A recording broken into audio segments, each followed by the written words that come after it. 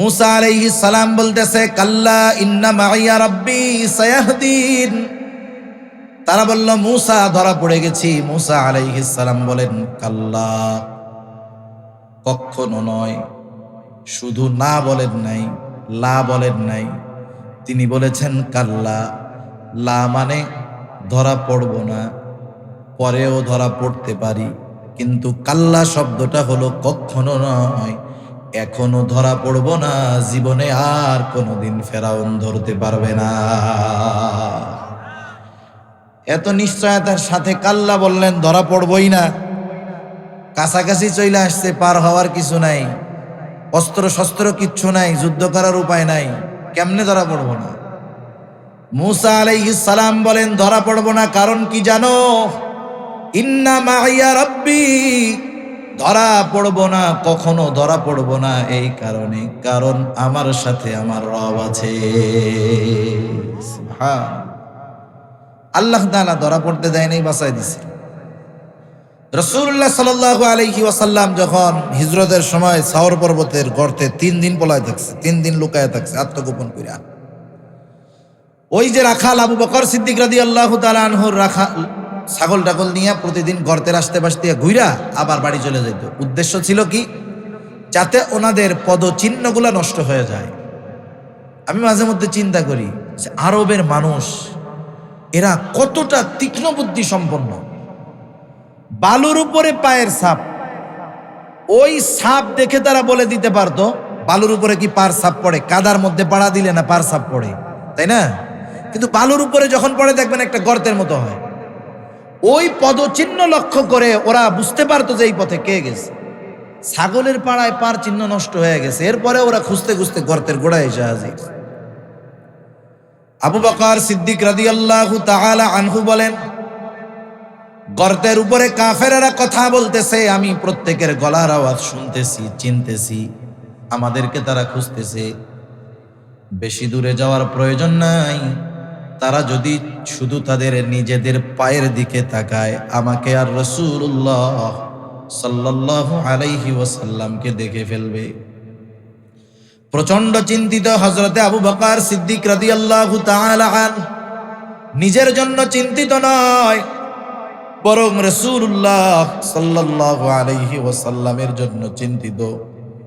কারণ আবু বকর নিজের একটা জীবন নয়, আল্লাহ তাআলা যদি আবু বকরকে হাজারো জীবন দিত, নবীজির মহব্বতে আবু বকর তার 1000 জীবন কোরবান করার জন্য তৈরি ছিল। এরাই হলো সেই আশিকে রাসূল, খাঁটি আশিকে রাসূল। সব মানুষ কিন্তু সফল মানুষ হইতে পারে না। বাজারে ব্যবসায়ী অনেক আছে, বলেন তো সব ব্যবসায়ী কি সফল ব্যবসায়ী হয়? হয় না। প্রত্যেক লাইনে ওইরকম।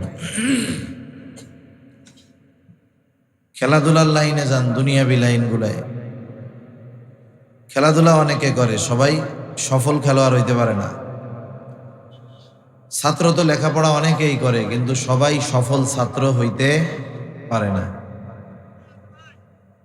সফলতা কি আর বিফলতা কি? আমরা দুনিয়ার জিন্দেগির সফলতাকেই আসল সফলতা মনে করা শুরু করে দিয়েছি। টাকা পয়সা, ধন দৌলত, সুস্থতা, বড় পদ পদবি, এগুলা যখন কেউ অর্জন করতে পারি, আমরা মনে করি আমি দুনিয়ার মধ্যে একজন সফল লোক। মাঝে মধ্যে দেখেন লেখা থাকে সফল ব্যবসায়ী, সফল রাজনীতিবিদ, সফল শিক্ষাবিদ। দুনিয়ার সফলতা বিফলতা এটা দুনিয়া সম্পৃক্ত একটি বিষয়। বলেন তো দুনিয়া চিরস্থায়ী না ক্ষণস্থায়ী? একটু জোরে গান। চিরস্থায়ী না ক্ষণস্থায়ী? ক্ষণস্থায়ী। দুনিয়া সম্পৃক্ত যা আছে সব ক্ষণস্থায়ী। দুনিয়া আছে, কিছুদিন থাকবে, কিন্তু আমরা দুনিয়ায় চিরদিন থাকব না। প্রত্যেকটা মানুষের সাথে নিজস্ব যেই বিষয়গুলো সম্পৃক্ত, মৃত্যুর সাথে সাথে দুনিয়ার ওই বিষয়গুলো শেষ হয়ে যায়। একটা মানুষ অনেক বড় সফল ব্যবসায়ী, মারা যাওয়ার সাথে সাথে তার এই দুনিয়ার ব্যবসায়িক সফলতা তার কবরকে জান্নাতের বাগান বানায় দেবে। তার মানে দুনিয়ার সফলতা বিফলতা মৃত্যুর সাথে সাথেই শেষ। যেখানে দুনিয়াই চিরদিন থাকবে না, তাইলে দুনিয়ার সফলতা বিফলতা এটাও তো ওইরকম ক্ষণস্থায়ী। দুনিয়াতে কেউ যদি ব্যবসা করে ব্যর্থ হয়, ব্যর্থ ব্যবসায়ী হয়ে যায়, বলেন তো কিয়ামতের দিন আল্লাহকে এই কথা বলবে যে তুমি দুনিয়ায় ব্যবসা করলা, সফল ব্যবসায়ী হইতে পারো নাই, ব্যর্থ ব্যবসায়ী, এই কারণে তোমার শাস্তি জাহান্নাম? এটা হবে? হবে না। তাহলে দুনিয়া সম্পৃক্ত সফলতা বিফলতার সম্পর্ক দুনিয়ার সাথে, মৃত্যুর সাথে সাথে ওই সফলতা বিফলতা শেষ। পরকালে দুনিয়ার সফলতা বিফলতা কোনো কাজে লাগবে না। তাহলে আসলে সফল কে? আসলে সফল হলো সে যে একটা দিন, ঠিক আছে, একটা দিন, জাযাকাল্লাহ।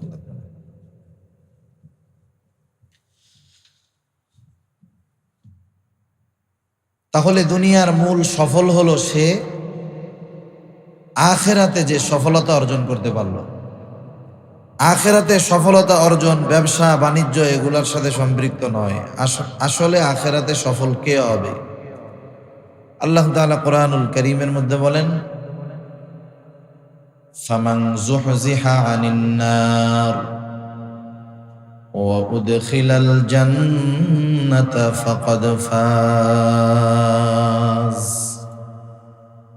আল্লাহ তাআলা বলেন, ফামান যুহজিহা আনিন নার ওয়া উদখিলাল জান্নাহ, যাকে আগুন থেকে রক্ষা করা হবে তথা জাহান্নাম থেকে যে বাঁচতে পারবে, জান্নাতে প্রবেশ করতে পারবে, আল্লাহ তাআলা বলেন ফাকাদ ফাজ, অবশ্যই সে সফল। সুবহানাল্লাহ। তাহলে আখিরাতে সফল হইতে হইলে দুনিয়ায় টাকা পয়সা গাড়ি বাড়ি ধন দৌলত পদ পদবি এগুলার মূলত দরকার নাই। সফলতা হবে আখিরাতে।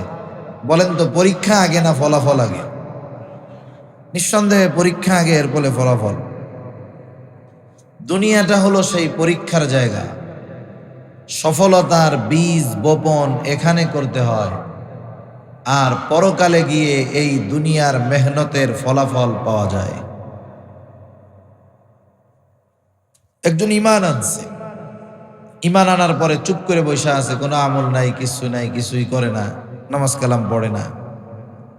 যেমন এটাও তো মনে হয় এক সময় ধান আবাদ হইতো এই জমিতে। কৃষক যদি চিন্তা করে, ধানের চারা আছে না আপনাদের এদিকে, কি বলে, ধানের চারা, এই ধানের চারা সুন্দর মতো রোপণ করে যেই দিন রোপণ করলো এরপরে প্রায় 3 মাস লাগে ধান পাকতে হইতে, মোটামুটি 3 মাস, একটু কম বেশি লাগে মনে হয়। উনি চিন্তা করলো ধানের চারা লাগাইছি, 3 মাস পরে তো ধান উঠবে, কাটতে হবে, এই 3 মাস আমি ঢাকা শহর আত্মীয় স্বজনের বাড়ি বেড়ায় টেড়াইয়া আসবো, একসাথে 3 মাস পরে আইসা আমি জমির ধান কাইটা ঘরে তুলব। যারা কৃষি কাজ করেন তারা বুঝবেন, শুধু ধানের চারা রোপণ করে রাখলেই হয় না, অনেক যত্ন নিতে হয়। কেউ যদি ওই ধানের চারা রোপণ করার পরে আর খোঁজ না নেয়, এক সময় কি হবে, আগাছা ওই ধানের চারারে বড় হইতে দিবে না, ওই ধানের চারার চাইতে ঘাস বড় হয়ে যাবে, ওরে খুঁজাই পাওয়া যাবে না। ঈমান আনার পরে শুধু বসে থাকলে হবে না, সফলতার জন্য যেই কাজগুলা আল্লাহ তাআলা করতে বলছেন সেই কাজগুলো আমাদের করতে হবে। সেজন্য কোনো ব্যক্তি যদি অনন্তকালের সফলতার মালা গলায় পড়তে চায়, দুনিয়ার জমিনে ওই সফলতা অর্জনের কর্মগুলা করতে হবে। এই সূরার শেষ আয়াতের আলোকে আল্লাহ সুবহানাহু ওয়া তাআলা সফল হওয়ার জন্য যেই কথাগুলা বলছে আমরা একটু মুযাকারা করব এই কথাগুলা। আল্লাহ তাআলা বলেন, ইয়া আইয়ুহাল্লাযীনা আমানুসবিরু ওয়া সাবিরু ওয়া রাবিতু ওয়াত্তাকুল্লাহ। আল্লাহ তাআলা বলেন, হে ঈমানদারেরা, ইয়া আইয়ুহাল্লাযীনা আমানু ইসবিরু, তোমরা সবর করো, সবর। দুই নাম্বার সাবিরু, সবরের উপরে তুমি অটল থাকো। তিন নাম্বার আল্লাহ তাআলা বলেন ওয়ারাবিতু, সর্বদা জিহাদের জন্য প্রস্তুত থাকো। চার নাম্বার আল্লাহ তাআলা বলেন ওয়াত্তাকুল্লাহ, তোমরা আল্লাহ তাআলাকে ভয় করো। তাহলে কি হবে? লাআল্লাহ কালামে হাকিমের মধ্যে আসলে নিশ্চয়তার অর্থ দেয়। তার মানে আল্লাহ তাআলা জানায় দেন এই চার গুণ যদি অর্জন করো তোমরা সফল হয়ে যাবা। এই চার গুণ অর্জন কেন করবা? লাআল্লাকুম তুফলিহুন, যাতে করে তোমরা সফল হতে পারো। এক নম্বরে আল্লাহ তাআলা বললেন ইয়া আইয়ুহাল্লাযীনা আমানু, হে ঈমানদারেরা, ইসবিরু, সবর করো। সবর সবর কোথায় করতে হবে? তাফসীরে মাআরিফুল কোরআন সহ প্রসিদ্ধ সব তাফসীর গুলার মধ্যে আসছে ঈমানদার সবর করবে তিন জায়গায়। কয় জায়গায়? তিন জায়গায় ঈমানদার সবর করবে। এক নাম্বার, সবর হবে আনুগত্যের মধ্যে তথা ইবাদতের মধ্যে হবে সবর। লম্বা আলোচনা আমি ওইদিকে যাব না, সংক্ষিপ্ত সারে যতটুকু বোধগম্যতার জন্য প্রয়োজন এতটুকু আমরা আলোচনা করব। তাহলে ইবাদতের মধ্যে সবর, ইবাদতের মধ্যে সবর, এটা কেমনে হয়? ইবাদত যদি সবরওয়ালা ইবাদতে পরিগণিত করতে হয়, ওই ইবাদতের মধ্যে দুইটা জিনিস লাগেই লাগে। ইবাদত ছোট হোক আর বড় হোক, মূল বিষয় এটা নয়, বরং যদি ইবাদতের মধ্যে ওই দুই জিনিসের উপস্থিতি থাকে, ইবাদত ছোট হলেও ওটা আল্লাহ তাআলার কাছে দামি হয়ে যায়। এক নাম্বার, প্রত্যেকটা ইবাদতের মধ্যে যেই জিনিসটার দরকার সেটার নাম হলো ইখলাস, নিয়তের পরিশুদ্ধতা। আমি যেই আমলটা করতেছি, ছোট হোক আর বড় হোক, আমার উদ্দেশ্যটা কি? কার সন্তুষ্টি উদ্দেশ্য? আগে আমাকে এই জিনিসটা ঠিক করতে হবে, টার্গেট নির্ধারণ করতে হবে।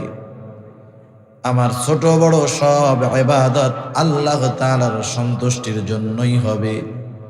দুই নাম্বার, ওই ইবাদতটা নিজস্ব পদ্ধতি প্রক্রিয়ায় করলে হবে না, ওই ইবাদতের পদ্ধতি হতে হবে মুহাম্মাদুর রাসূলুল্লাহ সাল্লাল্লাহু আলাইহি ওয়াসাল্লামের। তাহলে এক নাম্বার হলো ইখলাস, দুই নাম্বার হলো সুন্নাত। এই দুই জিনিস মাস্ট, লাগবেই লাগবে। এই দুই জিনিস যদি ঠিক থাকে তাহলে ইবাদত ছোট হলেও আল্লাহ তাআলার কাছে কবুল হবে। ইবাদত সবরওয়ালা ইবাদত হবে, সুন্দর ইবাদত হবে। সুন্দরের সংজ্ঞা আমাদের কাছে একরকম, আল্লাহ তাআলার কাছে আর একরকম। সবরওয়ালা ইবাদত মানে সুন্দর ইবাদত আর কি। আমরা সুন্দর বলতে এটারে বুঝি যেটা আমাদের চক্ষুদয়কে তৃপ্ত করে, অন্তরের মধ্যে মজা লাগে। চোখ দিয়া দেখলে ভালো লাগে, অন্তর দিয়া মজা লাগে। যেমন আফ্রিকার মানুষগুলা কালো না দেখতে? এটা কি আমাদের ভাষায় সুন্দর না কালা? নিঃসন্দেহে কালো। এদেরকে আমাদের ভালো লাগে না, সুন্দর লাগে না। বাহিরে যেটা দেখা যায় আমরা সেটার উপরে নির্ভর করে সৌন্দর্যের সংজ্ঞা দিয়ে থাকি। কিন্তু আল্লাহ তাআলার কাছে সুন্দর এই চামড়ার বর্ণের রঙের কারণে নয়, বরং আল্লাহ তাআলার কাছে সুন্দরটা হলো অন্তর সম্পৃক্ত একটি বিষয়। এজন্য রাসূলুল্লাহ সাল্লাল্লাহু আলাইহি ওয়াসাল্লাম বলেন, ইন্নাল্লাহা লা ইয়ানজুরু ইলা সুওয়ারিকুম ওয়ালাকিন ইয়ানজুরু ইলা কুলুবিকুম ওয়া আমালিকুম। নিশ্চয়ই আল্লাহ তাআলা কারো সূরত দেখেন না, আল্লাহ তাআলা দেখেন না কে কত সুন্দর, কে কোন বংশের, কে কোন গোত্রের। আল্লাহ তাআলা এটা দেখেন না, বরং আল্লাহ তাআলা দেখেন বান্দার অন্তর। যার নিয়তের মধ্যে পরিশুদ্ধতা আছে, কোনো ভেজাল নাই, ইখলাসওয়ালা আল্লাহর বান্দা, ও যদি কালো হয় ও আল্লাহ তাআলার কাছে সুন্দর। সুবহানাল্লাহ। হযরত বেলাল রাদিয়াল্লাহু তাআলা আনহু, হাবশি গোলাম, গোলামের ঘরের গোলাম, ইউথিপিয়ান লোক। আমাদের ভাষায় একটা মানুষকে দেখার জন্য অসুন্দর যা যা দরকার সব তার মধ্যে আছে। কালো, ঠোঁট মোটা, পা চওড়া, চুল কুকড়ানো, অথচ আল্লাহ তাআলার কাছে লোকটার কেমন দাম। নবীজি মেরাজে গিয়া জান্নাতে বেলালের পায়ের আওয়াজ শুনতে পাইছে। সুবহানাল্লাহ। সেজন্য এক নম্বরে সবর হবে ইবাদতের মধ্যে। ইবাদতের মধ্যে সবর অর্জনের মাধ্যম অন্যতম দুইটি জিনিস, ইখলাস আর সুন্নাত। 2 নাম্বার সবর হলো গুনাহ থেকে বেঁচে থাকার মধ্যে সবর, সবরুন আনিল মাআসি, গুনাহ থেকে বেঁচে থাকা এটাও অন্যতম সবর। কিন্তু আফসোসের সাথে বলতে হয়, এখন তো এমন এক জামানা, এমন এক সময়, একটা সময় গুনাহ করার জন্য গুনার কাছে যাওয়া লাগতো, এখন গুনাহ করার জন্য গুনার কাছে যাওয়া লাগে না, গুনাহ পকেটে পকেটে নিয়ে ঘোরা যায়। আজ থেকে 30 বছর আগে একটা মানুষ যদি চিন্তা করতো ও সিনেমা দেখতে যাবে, যে জায়গায় খুশি সেই জায়গায় কিন্তু সিনেমা দেখার গুনাহ করা যাইতো না। ওই দূরে যে এক জায়গায় সিনেমা হল আছে ওই জায়গায় যাইতো, সপ্তাহে একদিন 3 ঘন্টা সিনেমা দেখার গুনাহ করতো। মন চাইলেও আর ওইটা ছাড়া আর সুযোগ নাই। এরপরে একটু পরিবর্তন হলো, গ্রামে গ্রামে বিটিভি টেলিভিশন চলে আসলো অনেক উঁচা অ্যান্টিনা দিয়া। এখন আর সিনেমা দেখার গুনাহ করার জন্য সিনেমা হলে যাওয়া লাগে না। প্রতি সপ্তাহে জুমার দিন সুন্দর মতো সিনেমা দেখায় মানুষ দলে দলে, যেই বাড়ি টেলিভিশন আছে ওই বাড়ি গিয়া দলে দলে বসে বসে দেখত। এরপরে বিদ্যুতের আগমন ঘটলো, ডিশেল লাইন। এক সময় আমরা ভাবতাম শহরেই মনে হয় শুধু ডিশেল লাইন থাকে, আসলে তা নয়। গ্রামে গঞ্জে প্রত্যন্ত অঞ্চলে একজন অভাবী দরিদ্র মানুষ নুনান্তে পান্তা পুরায়, তার ঘরের মধ্যেও ডিশেল লাইন পাওয়া যায়। তা এখন আর সিনেমা সপ্তাহে সপ্তাহে না, এখন ওই ডিশেল লাইন আসছে, প্রত্যেক দিনই সিনেমা দেখার গুনাহ করতে পারে। এরপরেও একটা বিষয় ছিল, গুনাহ নির্দিষ্ট একটা জায়গায় করা লাগতো। যেই ঘরের মধ্যে টিভি ওই ঘরে গুনাহ করা লাগতো, বাইরে গেলে তো আর দেখার উপায় ছিল না। 21 শতাব্দীর আগমন, সময় অগ্রসর হইতেছে, আর ঘরে ঘরে হাতে হাতে যখন মোবাইল চলে গেল, একটা সময় গুনাহ করার জন্য সিনেমা দেখতে চায়, দোকানে গিয়ে মেমোরি কার্ডের মধ্যে সিনেমা বইরাই না দেখতো, যা ভরা আছে সেটাই দেখতে হবে, মন যেটা চায় সেটা দেখা যায় না। এরপরে চলে আসলো smartphone, mobile, network 3G 4G 5G। এখন গুনাহ আর নির্দিষ্ট কোনো জায়গায় করতে হয় না, যেখানে মন চায়, যা মন চায়, যেভাবে মন চায় গুনাহ করা যায়। তার মানে দিন যাচ্ছে গুনাহ করা সহজ, গুনার থেকে ফেরানো কঠিন হয়ে যাইতেছে। আইন করে মানুষকে গুনার থেকে ফেরানো যায় না, আল্লাহর ভয় না থাকলে। আল্লাহর ভয় না থাকলে গুনার থেকে ফেরানো যায় না। 2 বছর আগে ধর্ষণ নিয়ে বাংলাদেশে খুব ব্যাপক কথাবার্তা। একটা সময় ধর্ষকের সর্বোচ্চ শাস্তি ছিল যাবজ্জীবন জেল। প্রমাণিত হলেই যে তাকে যাবজ্জীবন জেল দিত তা না, এটা হলো সর্বোচ্চ শাস্তি। বিজ্ঞ আদালত, বিচারক যদি চান বেকসুর খালাসও দিয়ে দিতে পারেন। এরপরে আন্দোলনের পরে সর্বোচ্চ শাস্তি হলো মৃত্যুদণ্ড। সবাই যে মৃত্যুদণ্ড দেয় তা না, কিন্তু বিচারক যদি বিবেচনা করেন একে যাবজ্জীবন দিব পারেন, 10 বছর জেল পারেন, 5 বছর জেল পারেন। বিচারক যদি চান ওরে বেকসুর খালাসও দিয়ে দিতে পারে। বাংলাদেশে পায় না এরকম অপরাধী একেবারে বেকসুর খালাস পায় না, পায় তো। তাহলে দেখেন, আইন করলো যে ধর্ষণের শাস্তি সর্বোচ্চ মৃত্যুদণ্ড। এই আইন হওয়ার পরে বাংলাদেশ থেকে ওই গুনাহ, ওই অপরাধ একবারে নাই হয়ে গেছে। তার মানে চিন্তা করে দেখেন, দুনিয়ার আইন দিয়ে মানুষকে গুনার থেকে ফেরানো যায় না, কারণ রাস্তা একটা বন্ধ করলে আরো 20টা খোলা থাকে। যদি আইন করতে হয়, গোনা বন্ধ করতে হয়, গোনা সংগঠিত হওয়ার সব পথগুলোকেও রুদ্ধ করে দিতে হবে। ইসলামে জেনা ব্যভিচার হারাম। আল্লাহ তাআলা বললেন, ইয়া আইয়ুহাল্লাযীনা আমানু, হে ইমানদারেরা, ওয়ালা তাকরাবুজ জিনা, তোমরা জেনার নিকটবর্তী হয়ো না। জেনা কইরো না, এই আয়াতে বলছে জেনার নিকটবর্তী হয়ো না। ইসলাম শুধু জেনা ব্যভিচারকেই নিষিদ্ধ করে নাই, বরং জেনা ব্যভিচার সংগঠিত হওয়ার যত পথ আছে সবগুলাকে ইসলাম বন্ধ করে দিয়েছে। ধর্ষণের শাস্তি সর্বোচ্চ মৃত্যুদণ্ড এই ঘোষণা দিয়ে ধর্ষণ সংগঠিত হওয়ার রাস্তাগুলা যদি খোলা থাকে, কিয়ামত পর্যন্ত আইন করে পৃথিবী থেকে ধর্ষণ দূর করা যাবে না। এরপরেও প্রত্যেকের তো আত্মজিজ্ঞাসা করার একটা ব্যবস্থা আছে, আমি নিজেকে নিজে গুনার থেকে কেমনে বাঁচাবো? আইন তো পারবে না। আমার কিছু চিন্তাধারা আমাকে গুনার থেকে বাঁচাতে পারে। আমার নিজের পরিবর্তন যদি হয়, আমি যদি নিজেকে পরিবর্তন করতে পারি, গুনার থেকে বাঁচা সম্ভব। কয়েকটা বিষয়ের খেয়াল যদি সর্বদা আমি অন্তরের মধ্যে রাখতে পারি, গুনার থেকে সবর করা তথা গুনার থেকে বাঁচা সম্ভব। এক নাম্বার যেই বিষয়টা আমরা খেয়াল রাখবো, আল্লাহ তাআলা বলেন, ওয়ালাকাদ খালাকনাল ইনসানা ওয়া না'লামু মা তুওয়াসওয়িসু বিহি নাফসুহু ওয়া নাহনু আকরাবু ইলাইহি মিন হাবলিল ওয়ারিদ।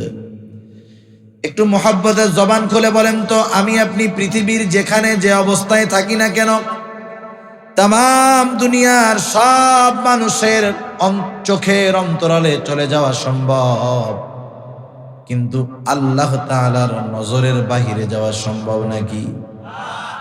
আল্লাহ তাআলা আমাকে আপনাকে দেখেন, পর্যবেক্ষণ করেন, কেমন করা করেন। আল্লাহ তাআলা বলেন, ওয়ালাকাদ খালাকনাল ইনসান, আমি মানুষকে সৃষ্টি করেছি।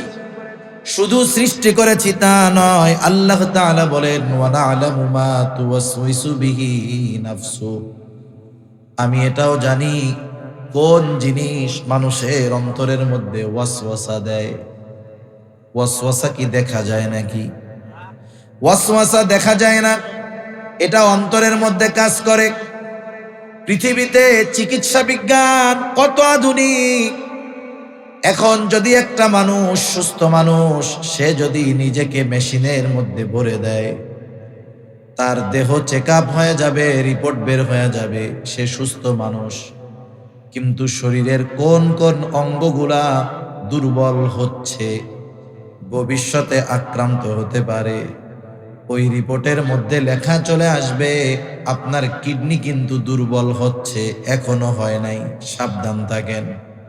তার মানে দেহের সব খবরাখবর ওই মেশিনের মাধ্যমে পাওয়া যায়। কিন্তু বলেন তো, দুনিয়ায় এমন কোন মেশিন আবিষ্কার হয়েছে নাকি যেই মেশিন আমার আপনার অন্তরের ওয়াসওয়াসার খবর বের করতে পারবে? এমন কোন মেশিন বাইর হয় নাই, দেখা যায় না।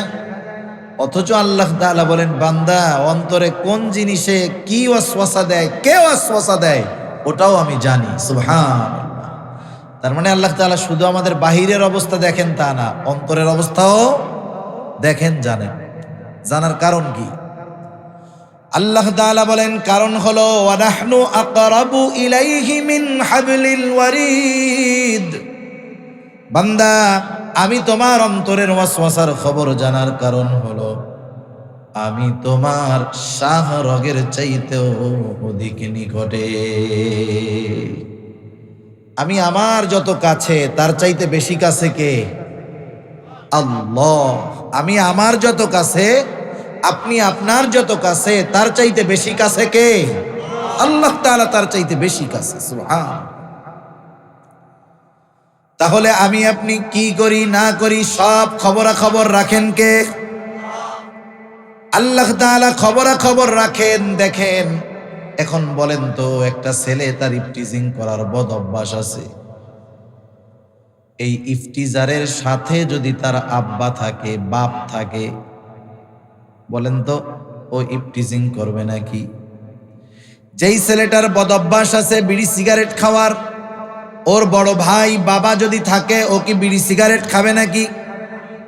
না খাওয়ার কারণ হলো ও চিন্তা করবে, এখন আমি যদি বিড়ি সিগারেট খাই, কোনো অন্যায় করি, আমার আব্বা দেখে ফেলবে, এই ভয়ে খায় না। আমরা দুনিয়ার মানুষ, আল্লাহ তাআলা সৃষ্টি করেছেন, তিনি রিজিক দিয়েছেন, তিনি আমাদের রব। বাবার দেখাকে ভয় করি, পুলিশের দেখা ভয় করি, ভাইয়ের দেখাকে ভয় করি, কিন্তু আমার আল্লাহ সর্বক্ষণ সর্ব অবস্থায় আমাকে দেখতেছেন, এই ভয়টা আমার মধ্যে নাই। যতক্ষণ ওই চিন্তা আমার আপনার মধ্যে না আসবে যে আমি গুনাহ যদি একাও করি, আমার মা বাপ আত্মীয় স্বজন দুনিয়ার কেউ জানবে না, দেখবে না, আমার ওই একাকী অবস্থার খারাপ চিন্তাটাও যিনি জানবেন তিনি কে?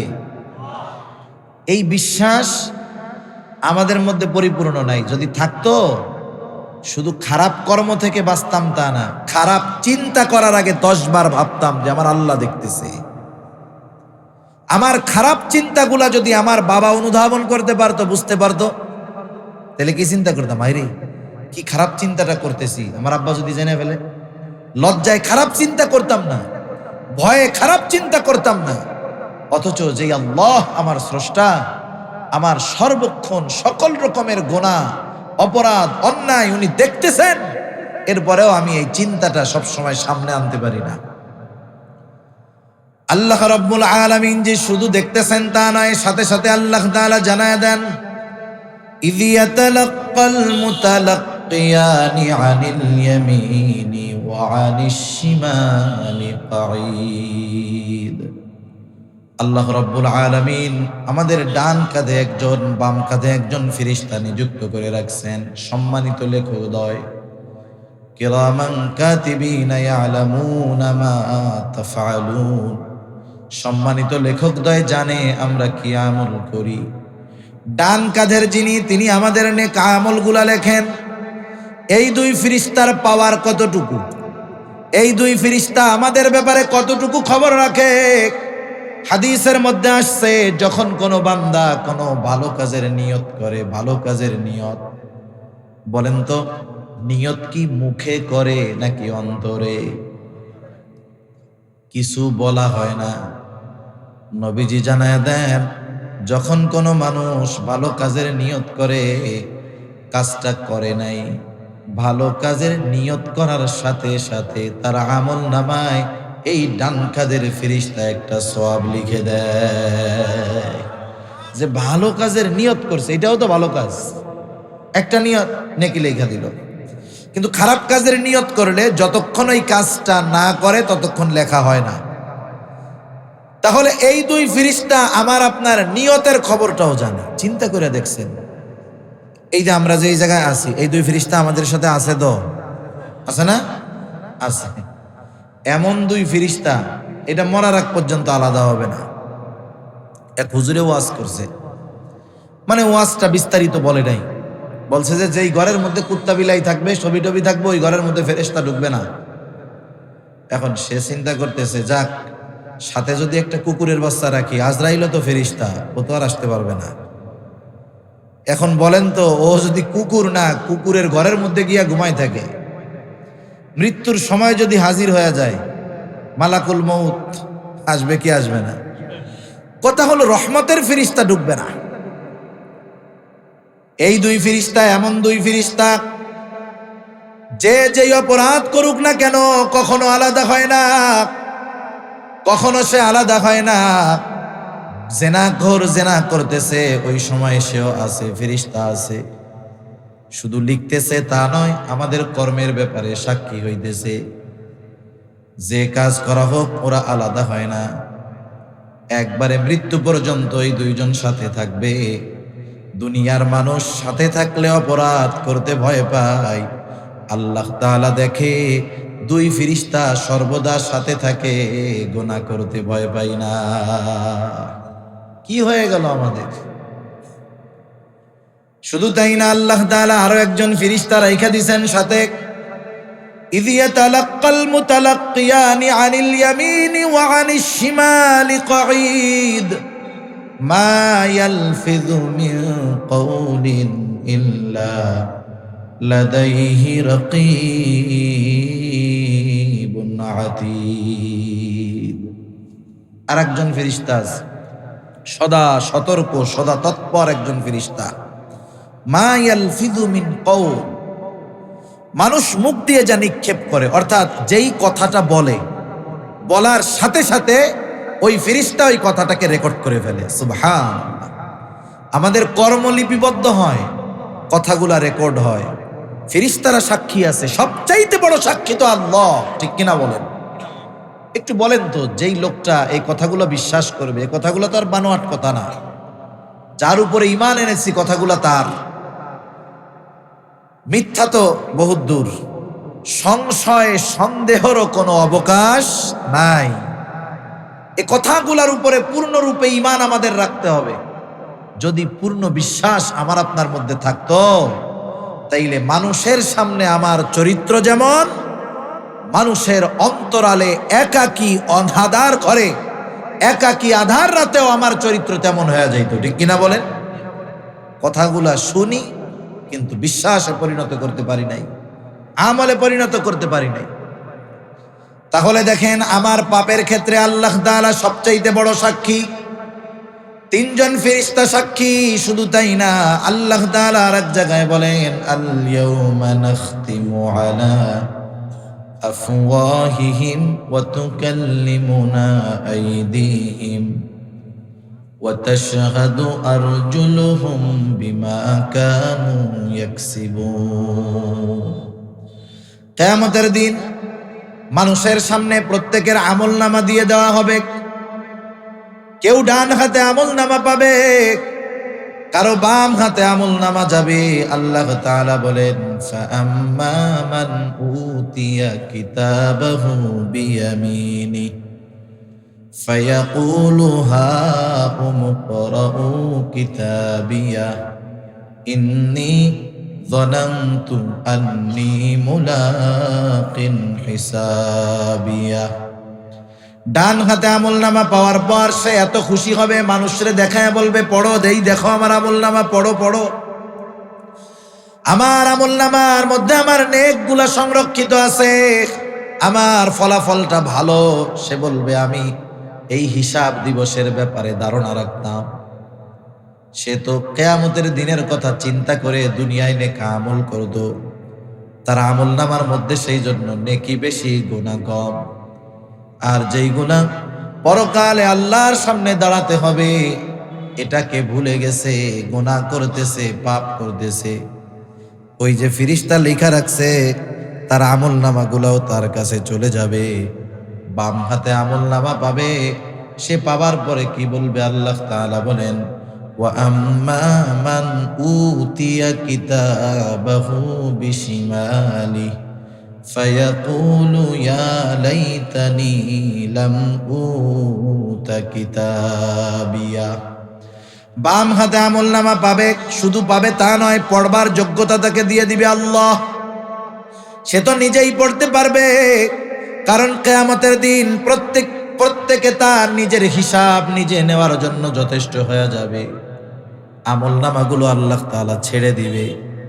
যেমন আপনার বন্ধুর নম্বরে আপনি যদি ফোন দেন, নাম্বার যদি ঠিক থাকে, বন্ধু যদি তার বাড়িতে থাকে তাও তোর কাছে ফোন যাবে। বন্ধু যদি ঢাকায়ও থাকে, নাম্বার যদি ঠিক থাকে, ফোন ঢাকাও যাবে, ঠিক না? নাম্বার ঠিক থাকলে জায়গা মতো চলে যাবে হাতে।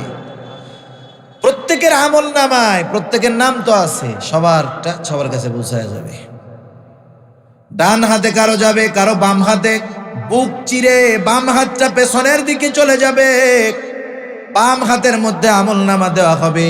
আল্লাহ তাআলা বলবেন, ইকরা কিতাবাক কাফা বিনাফসিকাল ইয়াউমা আলাইকা হাসিবা। তুমি পড়ো তোমার কিতাব, তোমার নিজের হিসাব নেওয়ার জন্য তুমি নিজেই যথেষ্ট। কিতাব দেখে তো আমলনামা দেখে অবাক হয়ে যাবে, ভাই রে, গোটা জিন্দেগির একটা ছোট বড় কোনো কর্ম বাদ যায় নাই, সব এর মধ্যে চলে আসছে। আমলনামা দেখে তারা বলবে, মালি হাদাল কিতাব লা ইউগাদিরু সগীরাতান ওয়ালা কাবীরাতান ইল্লা আহসাহা, সব চলে আসছে, একটাও বাদ যায় নাই। যখন দেখবে পাতায় পাতায় শুধু গুনাহ আর গুনাহ, ওই আমলনামা পড়া বলবে ইয়া লাইতানি লাম উতা কিতাবিয়া, বলবে হায় হায় এই কিতাব যদি আমার হাতে না আসতো। আফসোস করবে, কিন্তু কোনো উপায় আছে তখন? উপায় নাই। ওই যে আমলনামা, তাদের গুনার কথা যখন বলা হবে, ওরা তখন বলবে কি, যে গুনাহ তো করছি, এটা খাতা কলমে লেখা, যাদের দিয়া করছি তাদের সাক্ষী দরকার, নেলে বিশ্বাস করি না। হাত দিয়ে গুনাহ করছে, হাতরে সাক্ষী হিসাবে চায়। আল্লাহ তাআলা জানায় দেন, ও আমার বান্দা, ছাড় হবে না। আল-ইয়াওমা নাখতিমু আলা আফওয়াহিহিম ওয়া তুকাল্লিমুনা আইদিহিম ওয়া তাশহাদু আরজুলুহুম বিমা কানু ইয়াকসিবুন। আল্লাহ তাআলা বলেন, আল-ইয়াওম, আজকের এই দিন, নাখতিমু আলা আফওয়াহিহিম, অর্থাৎ কিয়ামতের দিন আমি মানুষের মুখের উপরে মোহর লাগায় দিব, তাদের মুখের উপরে মোহর লাগায় দিব, বাক শক্তি বন্ধ হয়ে যাবে। ওয়া তুকাল্লিমুনা আইদিহিম, আমার সাথে কথা বলবে তাদের হাত। ওয়া তাশহাদু আরজুলুহুম, সাক্ষী দিবে তাদের পা। বিমা কানু ইয়াকসিবুন, হাত পা দ্বারা তারা কি উপার্জন করেছে, কিয়ামতের দিন আমার আপনার হাত পা আল্লাহর কাছে সব বলে দিবে। সুবহানাল্লাহ। শুধু তাই না, আল্লাহ তাআলা আরেক জায়গায় বলেন, শাহিদা আলাইহিম সামউহুম ওয়া আবসারুহুম ওয়া জুলুদুহুম বিমা কানু ইয়ামালুন। আল্লাহ তাআলা বলেন, সাক্ষী দিবে তাদের কান, সাক্ষী দিবে তাদের চোখ, সাক্ষী দিবে তাদের চামড়া। আমাদের হাত আছে, পা আছে, চোখ আছে, কান আছে, চামড়া আছে। দুনিয়ায় কোনো গুনাহ করতে গেলে, অপরাধ করতে গেলে কথা বইলা বাধা দেয় নাকি? বাধা দেয়? কারো হাত পা আছে এরকম কথাবার্তা বলে? দুনিয়ায় বলে না। দুনিয়ায় এত বছর সাথে কোনোদিন হাতরে কথা কইতে দেখলাম না, পাউরে কথা কইতে দেখলাম না, চোখ কথা বলে না, কান কথা বলে না। কিয়ামতের দিন যখন দেখবে, কিরে এগুলো আমার সাথে থাকতো, এদেরকে মজা দেওয়ার জন্য গান শুনতাম, এই চোখরে মজা দেওয়ার জন্য রাত 3টার সময় ওইটা ফুটবল খেলা দেখতাম, তাই না? ফুটবল খেলার প্রভাব, এটা বিশ্বকাপ না, এটা বিশ্বপাপ। বিশ্বপাপের প্রভাব আল্লাহর ঘর মসজিদের মধ্যেও ঢুকে গেছে। আফসোস, কথায় কথা আসে বলতে হয়। বগুড়ার প্রসিদ্ধ মাদ্রাসা, বগুড়া কাসেমুল উলুম জামিল মাদ্রাসা, ওই মাদ্রাসার একজন স্বনামধন্য মুহাদ্দিস আল্লামা মুফতি শফি কাসেমি হাফিজাহুল্লাহ, অনেকে চিনবেন, ওলামায়ে কেরাম সবাই চিনে। উনি একটা পোস্ট দিছে আজকে, ওনার 18 তারিখ এক জায়গায় মাহফিল, এই মাসের 18 তারিখ ডিসেম্বরের। আজকে মাহফিল কর্তৃপক্ষ ফোন দিয়ে বলতেছে, হযরত আমাদের প্রোগ্রামটা হবে না, ক্যান্সেল করতে হবে। কারণ কি? কারণ হইল ওই দিন বিশ্বকাপ ফুটবল খেলার ফাইনাল, আমরা সবাই ফুটবল খেলা দেখবো, তো এই জন্য মাহফিলটা করতে পারবো না। চিন্তা করে দেখেন, দিন ইসলাম এসবগুলার চাইতে আমরা ওই বিষয়গুলাকে প্রাধান্য দিচ্ছি, সামান্য চোখরে একটু মজা দেওয়ার জন্য। দুনিয়ায় তো মানা করতেছে না, কিয়ামতের দিন তো এরা সব বইলা দিবে। যখন কথা বলা শুরু করবে, অঙ্গ প্রত্যঙ্গ, চামড়া, হাত পা, মানুষরা অবাক হয়ে যাবে। অবাক হয়ে বলবে, ক্বালু লিজুলুদিহিম লিমা শাহিদতুম আলাইনা, ও চামড়া, আজকে কেন তোমরা আমাদের বিরুদ্ধে সাক্ষী দাও? দুনিয়াতে তো কথা কয় নাই, আজকে কেমন করে সাক্ষী দাও? কথা কেমনে বলতে পারো? আল্লাহ তাআলা জবান খুলে দিছে, কথা বলবে। এইবার এই অঙ্গ প্রত্যঙ্গ গুলা বলবে, ক্বালু আনতাকানাল্লাহ আনতাকানাল্লাহুল্লাযী আনতাকা কুল্লা শাই, আজকে আমাদেরকে কথা বলার ক্ষমতা দিয়েছেন আল্লাহ। সুবহানাল্লাহ। এটা আমার কথা, বিশ্বাস হয় কথা? একটু এবার বলেন, আছেন যে কয়জন সেই কয়জনই যদি বুঝা থাকেন বলেন তো, এই যে চিন্তাধারা, এই বিশ্বাস যে সর্বদা আমাকে আমার আল্লাহ দেখতেছে, সব সময় আমার সাথে তিনজন ফেরেশতা আছে, আমার এই হাত পা অঙ্গ প্রত্যঙ্গ এরা কিয়ামতে আল্লাহর কাছে আমার কর্মের ব্যাপারে সাক্ষী দিবে, এই চিন্তাটা আমি যদি সামনে রাখতে পারি, তাহলে বলেন তো গুনাহ যত হোক বাঁচা কঠিন না সহজ? জোরে বলেন না, কঠিন না সহজ? শুধু এই চিন্তাটাকে সামনে রাখতে হবে। এই কথাগুলা, কোরআনের আয়াতগুলা অর্থ সহ রোগ মুক্তির জন্য তো কত বাবার দাদার তাবিজ গলায় ঝুলাই রাখলেন, একটু লেখা ঝুলাই দিয়েন পোলাপানের গায়ে, নিজের গলার সাথেও লেখা ঝুলাই রাখেন, গোনা করার আগে একবার পড়েন, কাজে লাগবে। জেহেনে যদি না থাকে এইভাবে ঝুলাই রাখলে তো কমপক্ষে মনে পড়বে, বারবার দেখা হবে। যেমন তসবি আমরা পড়ি না, তসবি কিছু ভাই আছে এই তসবি হাতে নিলে বেদাত বেদাত। আরে উদ্দেশ্য তো তসবি না, উদ্দেশ্য তসবি হলো আমাকে আমার জিকিরের কথা স্মরণ করায় দেয়, ঠিক কিনা বলেন? নামাজের জন্য অ্যালার্ম দেওয়া হয়, অ্যালার্মে কোনো ফজিলত নাই ঠিক, কিন্তু এই অ্যালার্ম আমাকে বড় একটা ইবাদতের জন্য সহযোগিতা করে, ঠিক কিনা বলেন? গলার মধ্যে ঝুলাই রেখে দিয়ে কাজে লাগবে। যাই হোক, তাইলে আমরা আলোচনা করতেছিলাম সবর হবে তিন জায়গায়। কয় জায়গায়? তিন জায়গায়। এক নাম্বার সবরুন আলা তাআত, আনুগত্যের মধ্যে সবর তথা ইবাদতের মধ্যে সবর। দুই নাম্বার সবরুন আনিল মাআসি, গুনার থেকে বাঁচার সবর। ইবাদতের সবর কিভাবে অর্জিত হবে জানলাম, গুনার থেকে সবর কেমনে করা যাবে, বিরত কেমনে থাকা যাবে, বাঁচা কেমনে যাবে সেটা আমরা জানলাম। তিন নাম্বার হলো সবরুন আনিল মাসায়েব, বিপদ আপদ মুসিবতের ক্ষেত্রে সবর। এ দুনিয়ায় কম বেশি বিপদ আপদ সবার আছে না নাই? ইমানদার যারা, তাদেরকে আল্লাহ তাআলা বিপদ আপদ মুসিবত দিয়ে এ দুনিয়াতে পরীক্ষা নেবেন। নিজেদেরকে যদি আমরা ইমানদার দাবি করি, পরীক্ষা দেওয়াই লাগবে। আল্লাহ তাআলা বলেন, আহাসিবান নাস আন ইউতরাকু আন ইয়াকুলু আমান্না ওয়া হুম লা ইফতানুন।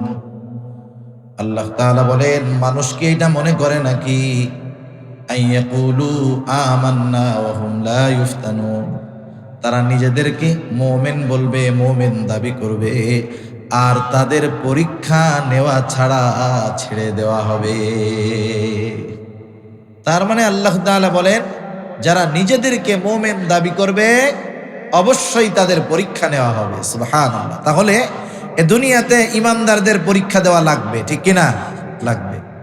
আপনারা বিরক্ত হয়েন না, আমি আর সর্বোচ্চ 15 থেকে 20 মিনিট, এর বেশি আমি আপনাদের আর কষ্ট দিব না। কারণ উদ্দেশ্যহীন গন্তব্য কাছে হলেও দূরে লাগে। আপনি যখন নতুন এক জায়গায় যাবেন, রাস্তা চিনেন না, রাস্তা কাছে হইলেও কি মনে হবে? অনেক দূর। আসার সময় কি মনে হয়? আয় আল্লাহ, এত ভালোই কাছে, যাওয়ার সময় কত দূরে লাগছিল। তা সময়টা যদি জানা থাকে যে আর 10 মিনিট 15 মিনিট, তাইলে মোটামুটি বুঝতে পারবেন যে না, ওই পর্যন্ত শেষ। তাইলে সামনে আর উস্কু খুস্কু লাগবে না, ওয়াসওয়াসা লাগবে না যে কতক্ষণ করব না করবো আল্লাহই জানে। সেজন্য আর 15, সর্বোচ্চ 20 মিনিট ইনশাআল্লাহ। একটু সবর করে দেখা যাবে না ইনশাআল্লাহ। শেষ। তাহলে আল্লাহ রাব্বুল আলামিন বিপদ আপদ বালা মুসিবত দেন। এখন বিপদ আপদ বালা মুসিবত আল্লাহ তাআলা যদি দেন, আমাদের কি করণীয়? আল্লাহ তাআলা তো দিবেনই।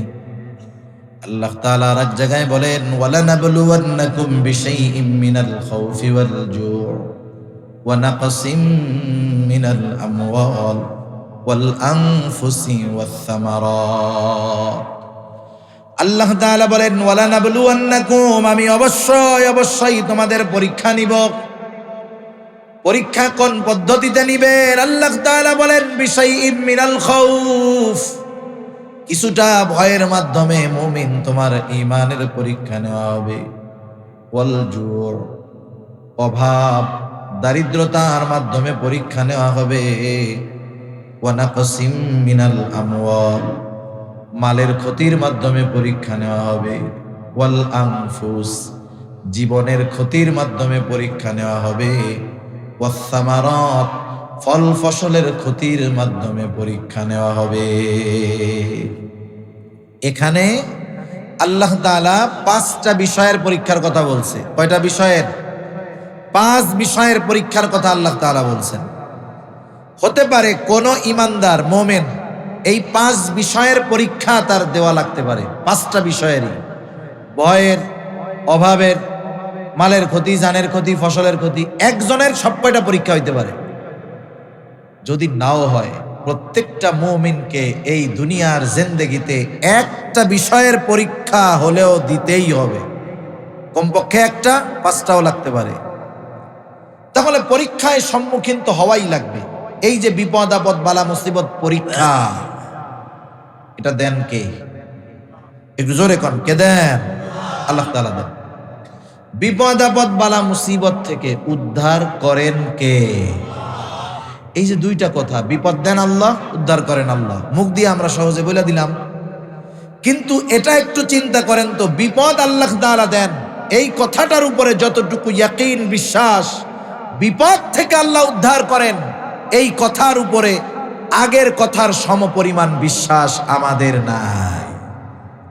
এখন বলতে পারেন প্রমাণ কি?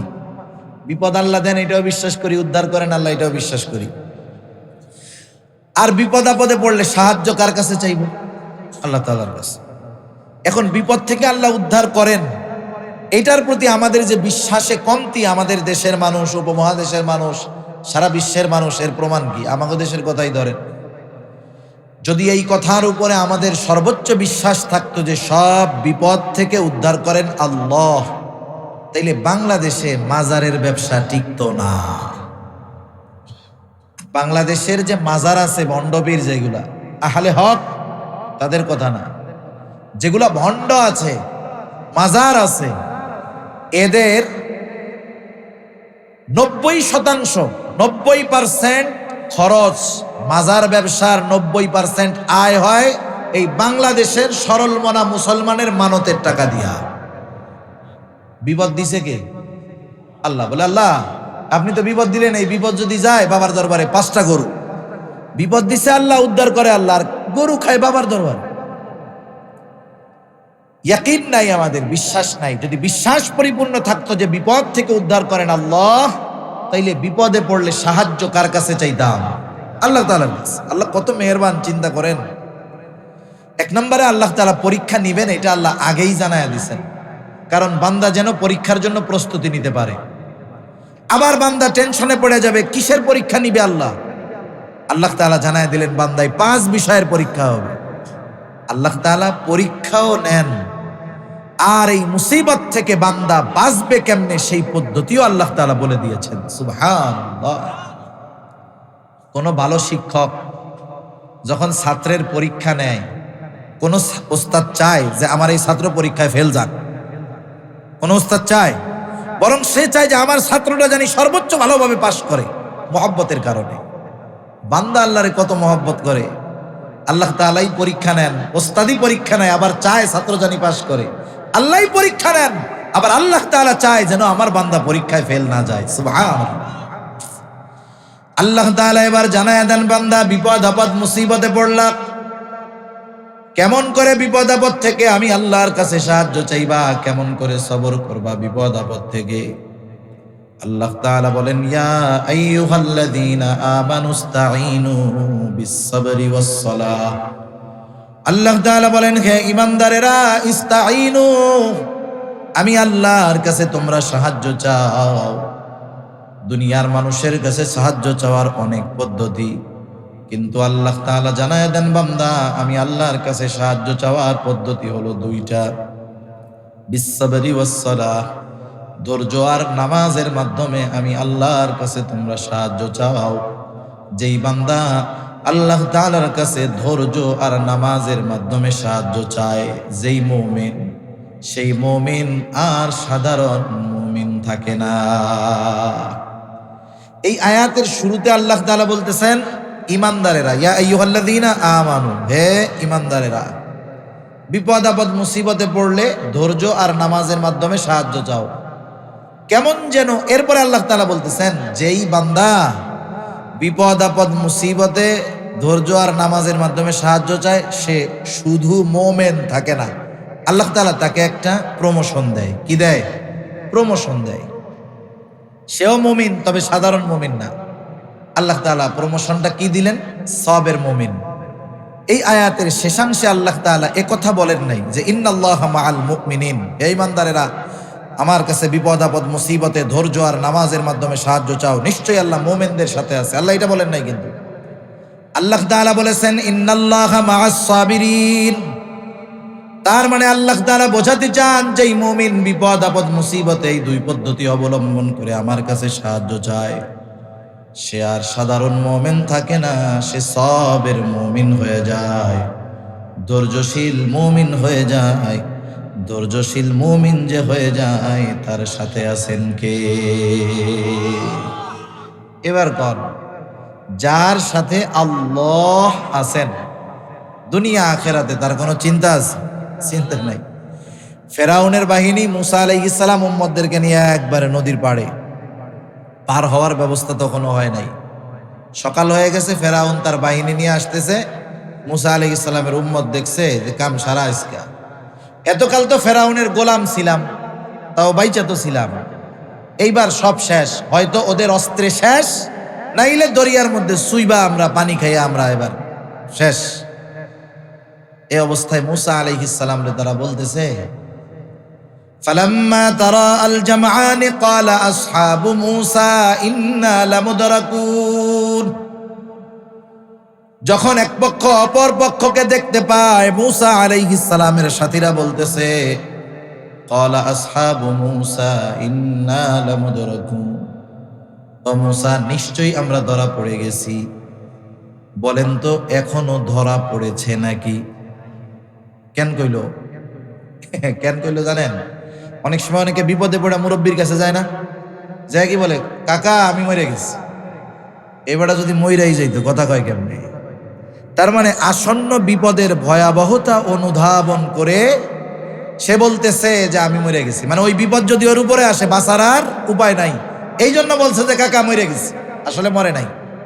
এটা একটা বাগধারা আর কি। মুসা আলাইহিস সালামের উম্মত বুঝতেছে যে পার হওয়ার জন্য নৌকা নাই, অস্ত্র শস্ত্র নাই, আমরা সব মহিলা পুরুষ বৃদ্ধ ছোট ছোট বাচ্চা, তারা অস্ত্র সহকারে আমাদের সামনে আসছে, তিন দিক ঘিরে ফেলছে, একদিক দরিয়া। এই জন্য তারা বলছে ধরা পড়ে গেছে। মুসা আলাইহিস সালাম এবার বলতেছে আরে বেটা রাখো, বক্তব্য দিচ্ছে কত সুন্দরভাবে। মুসা আলাইহিস সালাম বলতেছে কাল্লা ইন্না মাইয়া রাব্বি সায়াহদিন। তারা বলল মুসা ধরা পড়ে গেছি। মুসা আলাইহিস সালাম বলেন কাল্লা, কখনো নয়। শুধু না বলেন নাই, লা বলেন নাই, তিনি বলেছেন কাল্লা। লা মানে ধরা পড়ব না, পরেও ধরা পড়তে পারি, কিন্তু কাল্লা শব্দটা হলো কখনো নয়, এখনো ধরা পড়ব না, জীবনে আর কোনোদিন ফেরাউন ধরতে পারবে না। এত নিশ্চয়তার সাথে কাল্লা বললেন, ধরা পড়বই না। কাছাকাছি চলে আসছে, পার হওয়ার কিছু নাই, অস্ত্র শস্ত্র কিচ্ছু নাই, যুদ্ধ করার উপায় নাই, কেমনে ধরা পড়ব না? মুসা আলাইহিস সালাম বলেন ধরা পড়ব না, কারণ কি জানো? ইন্না মাইয়া রাব্বি, ধরা পড়ব না, কখনো ধরা পড়ব না এই কারণে, কারণ আমার সাথে আমার রব আছে। আল্লাহ তাআলা ধরা পড়তে দেয় নাই, বাঁচায় দিছে। রাসূলুল্লাহ সাল্লাল্লাহু আলাইহি ওয়াসাল্লাম যখন হিজরতের সময় সাওর পর্বতের গর্তে 3 দিন পলায় থাকছে, 3 দিন লুকায় থাকছে আত্মগোপন কইরা, ওই যে রাখাল আবু বকর সিদ্দিক রাদিয়াল্লাহু তাআলা আনহুর রাখাল ছাগল টাগল নিয়ে প্রতিদিন গর্তের আস্তে পাশ দিয়ে ঘুরা আবার বাড়ি চলে যেত। উদ্দেশ্য ছিল কি? যাতে ওনাদের পদচিহ্নগুলো নষ্ট হয়ে যায়। আমি মাঝে মধ্যে চিন্তা করি যে আরবের মানুষ এরা কতটা তীক্ষ্ণ বুদ্ধি সম্পন্ন। বালুর উপরে পায়ের ছাপ, ওই ছাপ দেখে তারা বলে দিতে পারতো বালুর উপরে কি পার ছাপ পড়ে, কাদার মধ্যে পাড়া দিলে না পার ছাপ পড়ে, তাই না? কিন্তু বালুর উপরে যখন পড়ে দেখবেন একটা গর্তের মতো হয়। ওই পদচিহ্ন লক্ষ্য করে ওরা বুঝতে পারতো যে এই পথে কে গেছে। ছাগলের পাড়ায় পার চিহ্ন নষ্ট হয়ে গেছে, এরপরে ওরা খুঁজতে খুঁজতে গর্তের গোড়ায় এসে হাজির। আবু বকর সিদ্দিক রাদিয়াল্লাহু তাআলা আনহু বলেন, গর্তের উপরে কাফেরেরা কথা বলতেছে, আমি প্রত্যেকের গলার আওয়াজ শুনতেছি, চিনতেছি, আমাদেরকে তারা খুঁজতেছে। বেশি দূরে যাওয়ার প্রয়োজন নাই, তারা যদি শুধু তাদের নিজেদের পায়ের দিকে তাকায়, আমাকে আর রাসূলুল্লাহ সাল্লাল্লাহু আলাইহি ওয়াসাল্লামকে দেখে ফেলবে। প্রচন্ড চিন্তিত হযরতে আবু বকর সিদ্দিক রাদিয়াল্লাহু তাআলা আনহু নিজের জন্য চিন্তিত নয়, বরং রাসূলুল্লাহ সাল্লাল্লাহু আলাইহি ওয়াসাল্লামের জন্য চিন্তিত। কারণ আবু বকর নিজের একটা জীবন নয়, আল্লাহ তাআলা যদি আবু বকরকে হাজারো জীবন দিত, নবীজির মহব্বতে আবু বকর তার হাজার জীবন কোরবান করার জন্য তৈরি ছিল। এরাই হলো সেই আশিকে রাসূল, খাঁটি আশিকে রাসূল। রাসূলুল্লাহ সাল্লাল্লাহু আলাইহি ওয়াসাল্লাম আবু বকর সিদ্দিক রাদিয়াল্লাহু তাআলা আনহুর অবস্থা বুঝতে পারলেন। কি কথোপকথন হলো দুজনের মধ্যে, দুনিয়ার কেউ শোনে নাই, কিন্তু আল্লাহ তাআলা শুনছেন। আল্লাহ তাআলা ওই দুইজনের কথোপকথনের কথা কোরআনুল কারীমের সূরা তাওবার মধ্যে জানায়া দেন। আল্লাহ তাআলা বলেন, ইযহুমা ফিল গারি ইয ইয়াকুলু লিসাহিবিহি লা তাহজান ইন্নাল্লাহা মা'ানা। রাসূলুল্লাহ সাল্লাল্লাহু আলাইহি ওয়াসাল্লাম তখন আবু বকর সিদ্দিক রাদিয়াল্লাহু তাআলা আনহুরে বলতেছে, আরে চিন্তা কইরো না, এই গর্তে আমরা দুইজন নয়, আমাদের সাথে কে আছে? আল্লাহ আছে। সে আল্লাহ বলতেছে, যারা সবের বান্দা আমি তাদের সাথে আছি। সুবহানাল্লাহ। সেজন্য বিপদ আপদ বালা মুসিবত দেন আল্লাহ, উদ্ধার করেন আল্লাহ, সাহায্য চাইব আল্লাহর কাছে। আল্লাহ রাব্বুল আলামিনের কাছে যেই ব্যক্তি এই দুই পদ্ধতি অবলম্বন করে বিপদ থেকে সাহায্য চাইবে, বিপদ যাক আর না যাক, অসুস্থ হয়েছে, সবর আর সালাতের মাধ্যমে সাহায্য চাইছে, সুস্থ হয় নাই কিন্তু মইরা গেছে, একই পরীক্ষায় ফেল না পাস? পাস। আরে জিহাদের ময়দানে জিহাদ করতে গেছে, নিয়ত ঠিক আছে আল্লাহর জন্য, যুদ্ধ শুরু হয়ে গেছে, সে শাহাদাত বরণ করছে, দল হেরে গেছে, জিহাদে তার যেই দল হেরে গেছে, সে শহীদ হয়ে গেছে। বলেন, দল হাইরে গেছে ঠিক, সে মারাও গেছে, কিন্তু সে কি হেরে গেছে না জিতে গেছে? দুই পদ্ধতি অবলম্বন করে সাহায্য চাইলো, বিপদ যাক আর না যাক, পরীক্ষায় সে পাস। এখন সে সাবের মুমিন। সাবের মুমিনের পুরস্কার কি? আল্লাহ তাআলা বলেন, বাশশিরিস সাবিরিন, আপনি ধৈর্য ধারণকারী তথা সাবের বান্দাকে সুসংবাদ জানায় দেন তথা জান্নাতের সুসংবাদ। প্রত্যেকটা জিনিসের প্রাথমিক আলামত আছে, সাবের বান্দার প্রাথমিক আলামত কি? আল্লাহ তাআলা বলেন, বাশশিরিস সাবিরিন আল্লাযীনা ইযা আসাবাতহুম মুসিবাহ ক্বালু ইন্না লিল্লাহি ওয়া ইন্না ইলাইহি রাজিউন। আল্লাহ তাআলা বলেন, সুসংবাদ জানায় দেন ওই সমস্ত ধৈর্য ধারণকারীদেরকে, তাদের উপরে যখন কোনো বিপদ আপদ মুসিবত পতিত হয়, তারা বলে ইন্না লিল্লাহি ওয়া ইন্না ইলাইহি রাজিউন। এ দোয়া আপনাদের জানা আছে? আমি উত্তরবঙ্গের এক জেলায় গেছি মাহফিলে, আমি ওনাকে জিজ্ঞাসা করছি, এই দোয়া জানা আছে? সবাইকে হ্যাঁ জানা আছে। কিসের দোয়া? অধিকাংশ মানুষ বলে উঠছে, মানুষ মারার দোয়া। মানে এই দোয়াটাকে মানুষ চিন্তা করে দেখেন, অধিকাংশ মানুষ, অনেক মানুষ ছিল, অধিকাংশ মানুষ বলতেছে মানুষ মরার দোয়া। আল্লাহু আকবার। অথচ এই দোয়াটা ছোট বড় সব বিপদ আপদ মুসিবতে পড়তে হয়। জুতা হারাই গেছে, এটা পড়েন। একটু কাটার খোসা লাগছে, এটা পড়েন।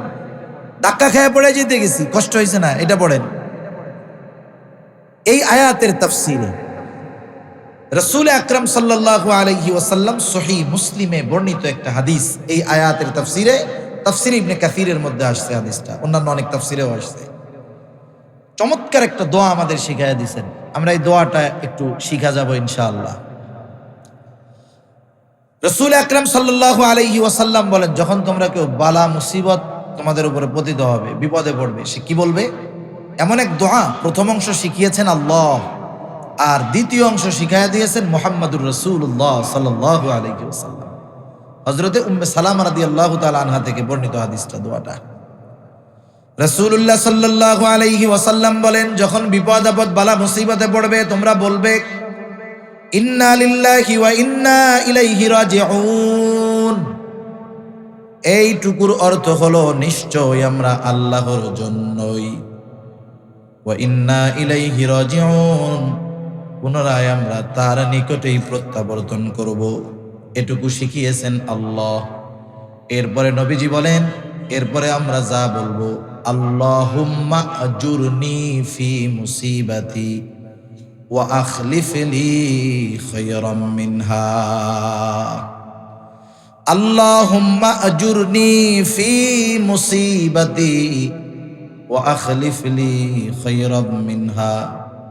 অর্থ, আল্লাহ আপনি এই বিপদ থেকে আমাকে উদ্ধার করেন, প্রতিদান দেন। ওয়া আখলিফ লি খায়রাম মিনহা, এই মুসিবতের মাধ্যমে আমি যা হারিয়েছি তার চাইতে উত্তমটা আমাকে ফিরাইয়া দেন। নবীজি বলেন, মুসিবতে পড়ে যে এই আমল করবে, বালা মুসিবতে সে যা হারিয়েছে তার চাইতে উত্তমটা আল্লাহ তাআলা তাকে ফিরাইয়া দিবে। সুবহানাল্লাহ। তবে শর্ত কি? আর এক হাদিসে নবীজি বলেন, সবর হলো বিপদের প্রথমে, সবর বিপদের প্রথমে। আর আমরা হলো চেষ্টা করে যখন না পারি তখন আল্লাহরে বলি, আল্লাহ আপনি যা করেন, টাকাই পড়ে আল্লাহর কাছে দিছি আর কি, এটা হবে না। আবার নবীজি বলেন, তোমরা কখনো সবর কামনা করবা না, মানে মুসিবত কামনা করবা না, বরং আল্লাহ তাআলার কাছে সবসময় নিরাপত্তা চাইবা। যদি আল্লাহ দিয়েই দেন তাহলে এই আমলগুলো করবা। তাহলে আসেন আমরা একটু আলোচনা শেষের দিকে যাই। সফল মুমিন হওয়ার জন্য 4টি গুণ দরকার সূরা আলে ইমরানের 200 নম্বর আয়াতের আলোকে। 1 নাম্বার, আল্লাহ তাআলা বলেন ইসবিরু, সবর করো। সবর কয় জায়গায় হয়? 3 জায়গায়। ইবাদতে সবর, গুনার থেকে বাঁচার সবর, বালা মুসিবতে সবর।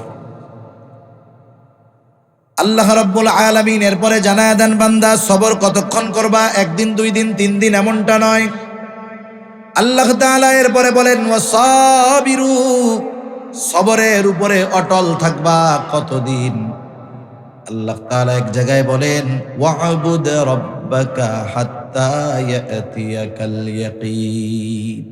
আপনি আপনার রবের ইবাদত করেন দৃঢ় সত্য আসা পর্যন্ত, তার মানে মৃত্যু পর্যন্ত। এই বিষয়গুলোর উপরে সবর হবে একেবারে মৃত্যু পর্যন্ত। 3 নাম্বার, ওয়ারাবিতু, জিহাদের জন্য প্রস্তুত থাকেন। এই শব্দটা লম্বা ব্যাখ্যার দাবি রাখে, আমি আর ওদিকে যাব না। এরপরে আল্লাহ তাআলা বলেন ওয়াত্তাকুল্লাহ, আল্লাহ তাআলাকে ভয় করো। এই 4 গুণ অর্জন করো মুমিন। আমরা বললাম কেন করব? আল্লাহ তাআলা বলেন লাআল্লাকুম তুফলিহুন, এই 4 গুণ মুমিন অর্জন করবা এই জন্য যাতে তুমি একজন সফল মুমিন হতে পারো। আমরা কারা সফল মুমিন হইতে চাই? হাত উঁচা করি। নারায়ে তাকবীর, নারায়ে তাকবীর। মাশাআল্লাহ, আমরা হাত নামে, আল্লাহ আমাদের সবাইকে কবুল করুক। এখন দোয়া হয়ে যাবে। দোয়ার আগে